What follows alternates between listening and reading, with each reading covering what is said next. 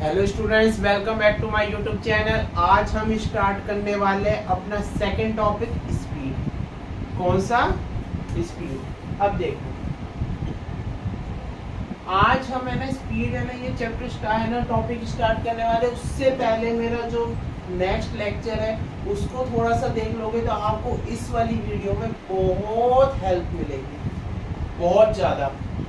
तो मैं आप लोगों से है ना रिक्वेस्ट करता हूँ, मेरी पहले पिछली वाली वीडियो देखो, तब इस वीडियो को देखना, तब जाके आपको ये वाले आज का टॉपिक समझ में आएगा। ठीक है।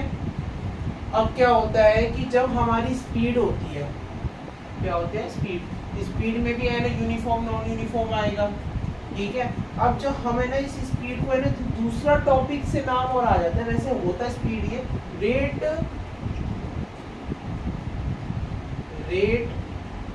Of motion.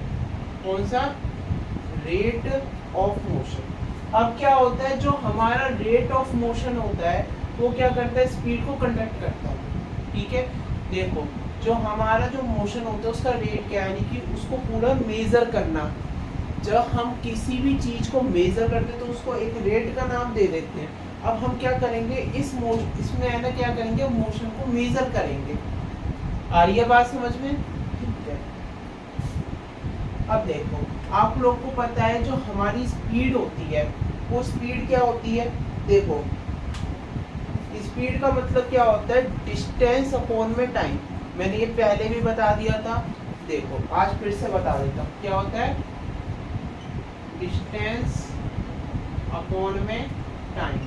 अब जब हमारा ये डिस्टेंस अपॉन में टाइम होता है, तो जब हमारा डिस्टेंस अपॉन में टाइम होता है तो हम एक दूसरे नाम से वो लिखते हैं डिस्प्लेसमेंट अपॉन में टाइम। ये भी मैंने पहले बता दिया था, इन दोनों का मतलब भी बता दिया था कि डिस्टेंस अपॉन में टाइम और डिस्प्लेसमेंट अपॉन में टाइम में दोनों में क्या डिफरेंट है। मैंने अपने नेक्स्ट लेक्चर में, पिछले वाले लेक्चर में, मैंने मेरा जो प्रीवियस लेक्चर है मैंने उसमें बता दिया था कि जो हमारा डिस्प्लेसमेंट और डिस्टेंस में क्या डिफरेंट है। तो उस वाली वीडियो को जरूर देखिए। अब देखो क्या होता है, जब हमारी स्पीड है ना डिस्टेंस अपॉन में टाइम होती है तो अपन है ना इसको डी से डिनोट कर लेते हैं और टी को अपन टी से डिनोट कर लेते हैं। आ रही है बात समझ में? अब फिर उसके बाद हमारा क्या होता है, ये जो स्पीड है वो कौन सी क्वांटिटी होती है। क्वांटिटी का मतलब देखो क्या होता है, जैसे कि मेरा है ना कह रहा हूँ जो हमारी स्पीड है वो स्केलर क्वांटिटी होती है। कौन सी क्वांटिटी होती है? स्केलर क्वांटिटी होती है। देखो स्केलर क्वांटिटी, क्वांटिटी का मतलब क्या हो रहा है, देखो जब हम है ना इधर, जैसे कि अपन अभी है ना राइट चल रहे हैं, फिर अपन लेफ्ट जा रहे हैं, अभी हम राइट जा रहे हैं, फिर लेफ्ट जा रहे हैं, फिर लेफ्ट मुड़ रहे हैं, फिर राइट जा रहे हैं, फिर सीधा जा रहे हैं। तो ये हमारे ना डिस्टेंस जो मतलब कि जो हमारी जो डायरेक्शन है वो क्या हो रही है, चेंज हो रही है। क्या हो रही है? चेंज हो रही है। जब हमारी है ना डायरेक्शन है ना चेंज होती रहती है बार बार, तो उसको हम कहते हैं वेक्टर।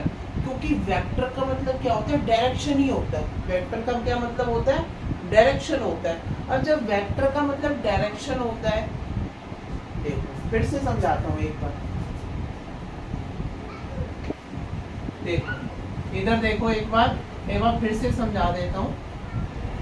स्केलर देखो क्या है कि अभी आपकी 9th क्लास है। स्केलर और वेक्टर, इन दोनों में क्या फर्क है। देखो जो हमारा स्केलर होता है वो हमारा सीधा सीधा चल रहा है, यानी कि हम ए पॉइंट में तो बी पॉइंट में जा रहे हैं तो हम सीधा सीधा जा रहे हैं। ठीक है। अब हम क्या हो रहा है, हम जब ए पॉइंट में जा रहे हैं बी पॉइंट में पहुंच रहे हैं, यानी कि पहले अपन ए से बी में गए, फिर बी से कहाँ गए, सी पॉइंट में, फिर जब सी से कहाँ गए, डी पॉइंट में। यानी कि इसमें हमारी क्या हो रही है, डायरेक्शन चेंज हो रही है।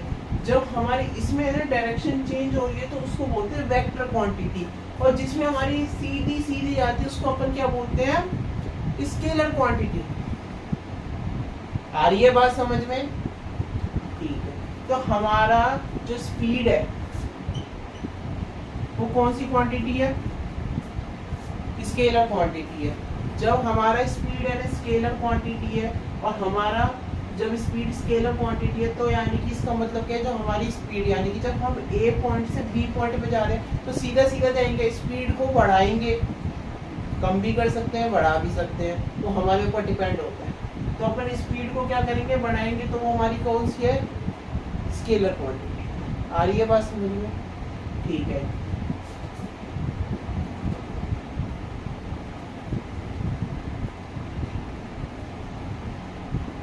अब देखो क्या होता है, अब हमारे क्या होता है, स्केलर क्वांटिटी यानी कि स्पीड में हमारे टाइप्स होते हैं। पहला अपना टाइप्स होता है यूनिफॉर्म स्पीड, यूनिफॉर्म स्पीड, ठीक है। अब देखो सबसे पहले यूनिफॉर्म स्पीड का मतलब क्या हो रहा है, यूनिफॉर्म स्पीड का मतलब क्या है कि जब हम ए पॉइंट से बी पॉइंट में जा रहे हैं, तो हम ए पॉइंट से बी पॉइंट में जा रहे हैं, जब ए से अपन बी में जा रहे हैं तो अपन क्या कर रहे हैं, हमने जैसे यहाँ से लेकर यहाँ तक हमारी स्पीड रही 10, फिर यहाँ से यहाँ पे हमारी स्पीड रही 10, और फिर यहाँ से लेकर यहाँ तक भी 10, यहाँ से लेकर यहाँ तक भी 10। यानी कि जब हमारी इक्वल स्पीड रहती है हर डिस्टेंस के अंदर, छोटे छोटे इंस्टेंट पॉइंट पर, तो उसको अपन क्या बोलते हैं, यूनिफॉर्म स्पीड। अब उसके बाद अपना सेकंड पॉइंट क्या आता है, नॉन यूनिफॉर्म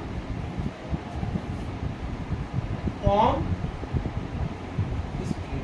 अब अपना कौन सा पॉइंट होता है, नॉन यूनिफॉर्म स्पीड।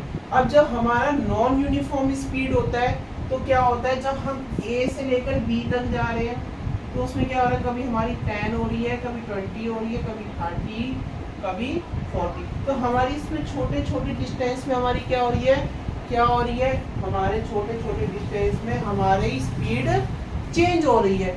जब हमारी स्पीड है ना चेंज हो रही है तो हम उसको बोलते हैं नॉन यूनिफॉर्म स्पीड। आ रही है बात समझ में? नोट्स मेरे को कॉल करो, नीचे मैंने अपना नंबर दे रखा है डिस्क्रिप्शन के है, तो मैं नोट्स आपको सेंड कर दूंगा। आ रही है बात समझ में?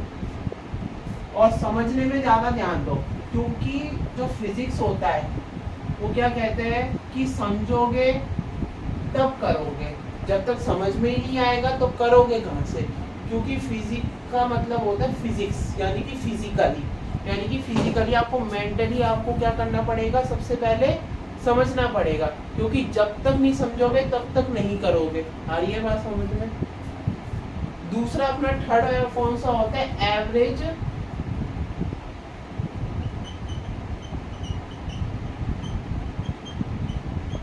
स्पीड। अब देखो एवरेज स्पीड का क्या मतलब है, एवरेज स्पीड का मतलब है यानी कि हमारी एवरेज। तो कभी भी आप है ना स्कूटी बाइक कुछ भी खरीदते हो, 2 व्हीलर की बात कर रहा हूँ क्योंकि 4 व्हीलर मेरे पास है नहीं, ठीक है। जब भी आप कुछ खरीदते हो 2 व्हीलर, तो उसमें आप पूछते हो कि इसकी एवरेज कितनी है, कोई बोलता है 40 की एवरेज है, और मोटरसाइकिल में तो 70 तक आ जाती है एवरेज, 65 70 इतनी तक की एवरेज आ जाती है, ठीक है। तो अपन स्पीड की एवरेज यानी कि एवरेज ऑफ स्पीड यानी कि स्पीड की एवरेज क्या रहती है।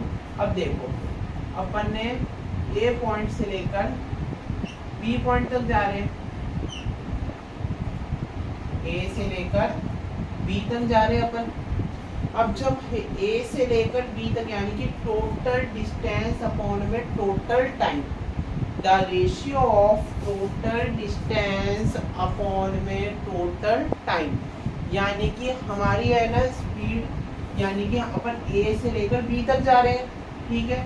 अब यहाँ से मैंने मान लिया A1 A2 A3 A4 और A5, ठीक है। जब हमारी ये छोटी छोटी डिस्टेंस है तो इन दोनों के बीच में हमारा टाइम लगा होगा, जैसे कि इस वाले में इस वाले के बीच में टाइम लगा होगा कि कितने टाइम में मतलब मैं यहाँ से लेकर यहाँ तक पहुँच गया। तो मैं इसकी क्या ले लेता हूँ, T1 T2 T3 T4 and T5।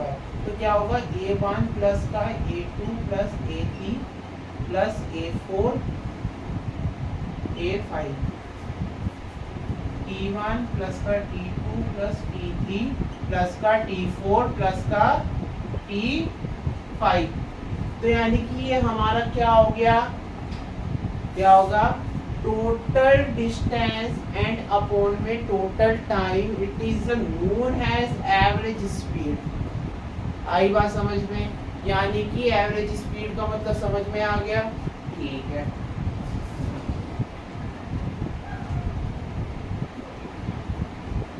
अब उसके बाद हमारा आता है इंस्टेनियस स्पीड। इंस्टेनियस वर्ड को ध्यान से सुनना, इंस्टेनियस। इंस्टेनियस क्या होता है? Instantaneous speed. Instantaneous speed. अब देखो इंस्टेनियस स्पीड का मतलब क्या होता है? इंस्टेनियस स्पीड का मतलब ये होता है जब हम ए से लेकर बी तक जा रहे हैं, तो यानी कि जिस पर्टिकुलर टाइम, यानी कि मैं 10 बजे अलवर से चला और मैं दिल्ली पहुंच रहा हूँ 1 बजे। जब मैं 1 बजे पहुंचा, यानी कि मैंने 12 बजे, मेरी 12 बजे जो स्पीड थी वो क्या थी? 12 बजे मेरी जो गाड़ी की स्पीड थी वो क्या थी? यानी कि एक पर्टिकुलर टाइम, यानी कि एक पर्टिकुलर पॉइंट बोला, स्टैंड, इस स्टैंड पर, इस स्टैंड पर मैं क्या बोल रहा हूँ, इस स्टैंड पर क्या टाइम था, यानी कि मेरी क्या स्पीड थी। Are you guys, I getting to my point? अब देखो ए से लेकर अपन बी तक जा रहे हैं। अपन जब ए से लेकर बी तक जा रहे हैं, तो जैसे मैं यहाँ से लेकर यहाँ तक चला, यहाँ से, यानी कि इस पर्टिकुलर टाइम पर मेरी क्या थी, यानी कि इसको इंस्टेनियस स्पीड बोलते हैं, यानी इंस्टेनियस पॉइंट कह दो, यानी कि हमारे इस पॉइंट में क्या स्पीड थी उसको अपन क्या बोलेंगे? इंस्टेनियस स्पीड बोलेंगे। आ रही है बात समझ में? ठीक है।